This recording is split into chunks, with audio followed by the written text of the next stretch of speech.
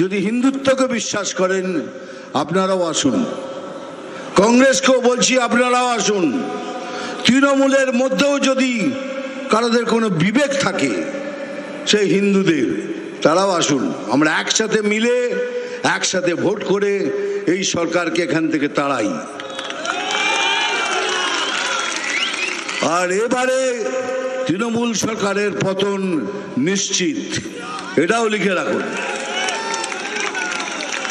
1000 টাকার লক্ষ্মীর ভান্ডার পাচ্ছেন, নিন, খুব ভালো কথা, কারণ এটা তো আপনাদেরই পয়সা।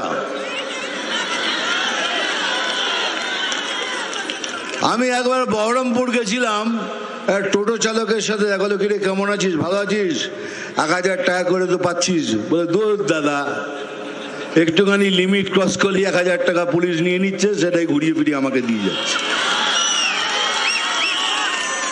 সত্যি কথা, রিয়েলি বলছি। আমাকে বললো যে জবাবে, তাহলে আপনার টাকা আপনাকে ফিরিয়ে দিচ্ছে, কিন্তু একবার ভেবেছেন 1000 টাকা তো নিচ্ছেন, খুব ভালো, কিন্তু আপনার যে ছেলেটা, যার বিবেক আছে, যে এই সব কুর্নীতি দুর্নীতি করতে চায় না, সে ঘরে বেকার বসে আছে, একবার ভেবেছেন? আপনার মেয়েটা ঘরে বসে আছে, একবার ভেবেছেন? আপনার স্বামী বেকার বসে আছে, একবার ভেবেছেন?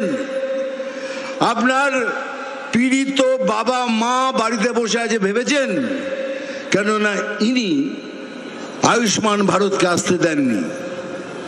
আয়ুষ্মান ভারত এলে পরে 5 লক্ষ টাকা সেবার জন্য আপনারা পেতেন।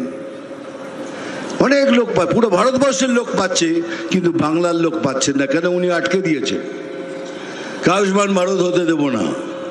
তার মানে ইনডাইরেক্টলি বলছে আপনারা মরুন, যাই করুন, আমি ভালো থাকলেই হলো। তাহলে কি ভেবেছেন 1000 টাকায় আপনার এত কিছু হয়ে যাচ্ছে? হতে পারে না, হবে না। তাই দয়া করে সবাই মিলে একসাথে এক ছাতার নিচে এসে এবারে সংকল্প নিন, এই সরকারকে আমরা তাড়াবো, তাড়াবো, তাড়াবো।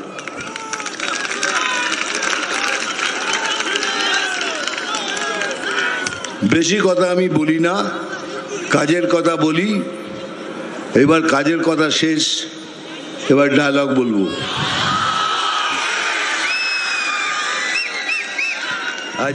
ওটা তো বলতে পারবো না, কে রাঁধবো খিচুড়ি এখানে, খাবি তোরা এখানে সেখানে।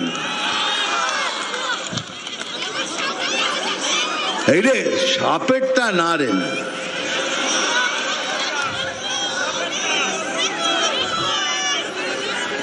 আমি জল ঢোড়াও নই, বেলে পোড়াও নই, আমি জাত গোখরো,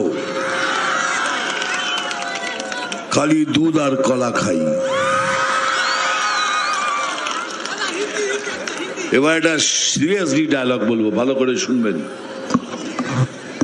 নাম তুফান,